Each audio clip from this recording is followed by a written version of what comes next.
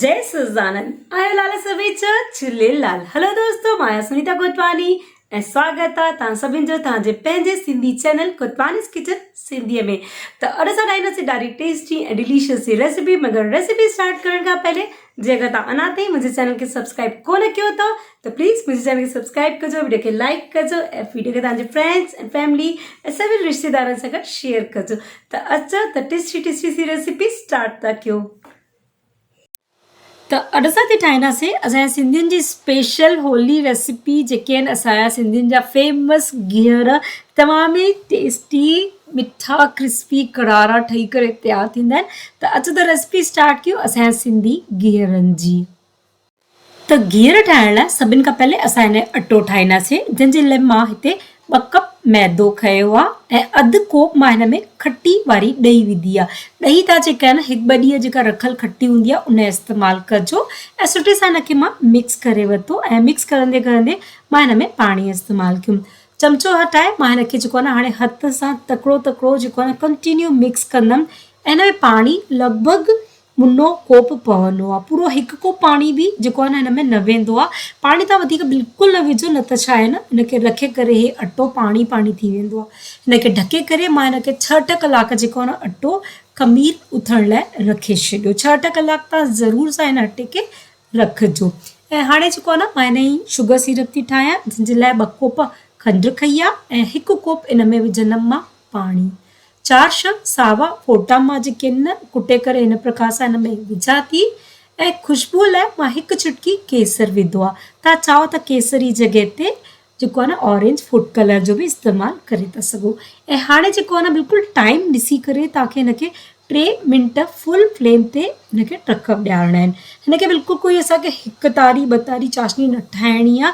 बसि 3 मिंट तव्हां बिल्कुलु जेको आहे न पंहिंजे मोबाइल में वॉच में टाइम ॾिसिजो ऐं 3 मिंट हिनखे टक ॾियारिजो। छो जो त इहा वधीक घाटी थी वेंदी त जेके गीहर आहिनि असांजा जेके न कड़क थी वेंदा ऐं जे अगरि छिटी हूंदी त गीहर नरम थी वेंदा। त बिल्कुलु तव्हांखे 3 मिंट जेको आहे न टक ॾियारिजो। 3 मिंटनि में परफेक्टली जेका आहे न हीअ चाशनी ठही करे तयारु थींदी आहे।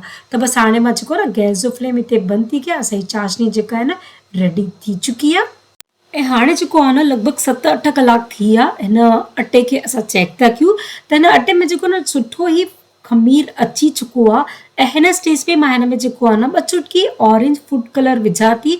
कलर ऑप्शनल आहे, तव्हां चाहो त विझो, चाहो त जेको आहे न तव्हां अवॉइड करे था सघो। बट मां जेको आहे न हिनखे प्रॉपर उहो जेको गीहर वारो लुक ईंदो आहे न ऑरेंज जा गीहर ओड़ो ॾियणु थी चाहियां, इन करे मां हिन में ऑरेंज कलर जो इस्तेमालु कयो आहे। कलर विझी तव्हां ॾाढे सुठे सां हिनखे जेको आहे न फेटे वठो ऐं उनखां पोइ जेको आहे न असां विझंदासीं हिन में खाइण जी जेका सोडा हूंदी आहे न, जेका असां पकोड़े वग़ैरह में विझंदा आहियूं उहा। ऐं मां हथ सां ॾिसो हिनखे ॾाढो सुठे सां फेटे खयो त हिन में जेका आहे न सुठो ग्लेज़ अची वियो आहे, सुठी जेको आहे न अटे में शाइनिंग अची वई आहे। अटो असांखे इन करे फेटणो आहे छो त इन में जेको आहे न थोरी सी एयर बबल्स फॉर्म थियनि, उन सां जेका आहे न गीहर ॾाढा क्रिस्पी ऐं क्रंची ठहंदा आहिनि। त हाणे मां हिन में लॻभॻि 2 चुटकी क़रीब सोडा विधी आहे ऐं सोडा विझी वरी सां असां हिनखे जेका आहे न 2-4 मिंट सुठे सां फेटे वठंदासीं। जेतिरो तव्हां सुठे सां हिनखे फेटंदा ओतिरो ई जेको आहे न क्रिस्पी ऐं क्रंची गीहर ठही करे तयारु थींदा। त ॾिसो हिनखे मां फेटे खयुमि ऐं हाणे जेके गीहर ठाहिण लाइ न मां हिते इस्तेमालु कंदमि पाइपिंग बैग जो, जेको असां केक जी आइसिंग में यूज़ कंदा आहियूं। जे तव्हां वटि पाइपिंग बैग कान्हे त तव्हां जेको आहे न खीर जी जेका थैली ईंदी आहे उनजो बि इस्तेमालु करे था सघो। त ॾिसो हिन प्रकार सां पाइपिंग बैग ईंदो आहे। इनखे मां विधुमि 1 गिलास में ऐं हीअ पूरो बैटर जेको असां तयारु कयो आहे न उहो विझंदासीं। इहो बैटर विझी करे इन पाइपिंग बैग खे जेको आहे न सेफ्टी लाइ मां 1 रबर ॿधी छॾंदमि, छो जो रबर ॿधल हूंदो न त पोइ बैटर ॿाहिरि न ईंदो। ऐं हाणे असां हिनखे कैंची सां न सन्हो सो ईअं कट लॻाईंदासीं। त वधीक मोटो कट न लॻाइजो, छो त सन्हो हूंदो त वरी से ॿीहर लॻाए था सघो, पर वरी मोटे कट में दिक़त थी वेंदी। ऐं हिन प्रकार सां 1 स्टील जी मां रिंग खई आहे, उहा रिंग रखे करे असां हिन में जेके न इहे गीहर ठाहे वठंदासीं। रिंग रखण सां छा थींदो आहे न गीहर प्रॉपर 1 राउंड शेप में ठहंदा आहिनि, बिल्कुलु बिखरंदा न आहिनि हेॾे होॾे। त बिल्कुलु तव्हां जेको आहे न हिन प्रकार सां नॉन स्टॉप हिन में गीहर में तव्हां बैटर पोर करे छॾो ऐं उनखां पोइ रिंग मां कढी खई पकड़ जी हेल्प सां। ऐं हाणे असां गीहरनि खे हिन प्रकार सां पलटाईंदासीं। गीहर तव्हांखे जेको आहे न मीडियम टू स्लो फ्लेम ते ई करिणो आहे, फुल फ्लेम ते बिल्कुलु न तरजो। स्लो फ्लेम ते जा जेतिरो सुठे सां हिनखे क्रिस्पी क्रंची ठाहींदा ओतिरो ई टेस्टी जेके आहिनि न गीहर ठहंदा।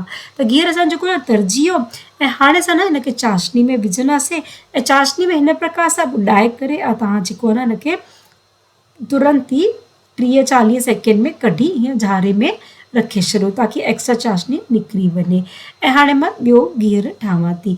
त जेको असां गीहर कढी करे रखियो आहे झारे में उन जी चाशनी एक्स्ट्रा निकिरी वेंदी ऐं बिल्कुलु असांखे जेको न खोड़ देरि ताईं हिनखे चाशनी में न रखिणो आहे। ऐं त ॿियो गीहर बि जेको आहे न मां तव्हांखे ठाहे थी ॾेखारियां त ॾिसो हिन प्रकार सां न असां गीहर ॿियो बि ठाहे करे तईअ में विधो आहे ऐं बसि सेम प्रोसेस में तव्हांखे जेको आहे न हिनखे ठाहिणो आहे। रिंग खे मां हाणे हिन मां कढी छॾंदमि ऐं स्लो फ्लेम ते जेको आहे न हिनखे तरे कढंदमि ऐं चाशनी वारो ॿियो गीहर बि जेको आहे न मां कढी अलॻि करे प्लेट में रखियो।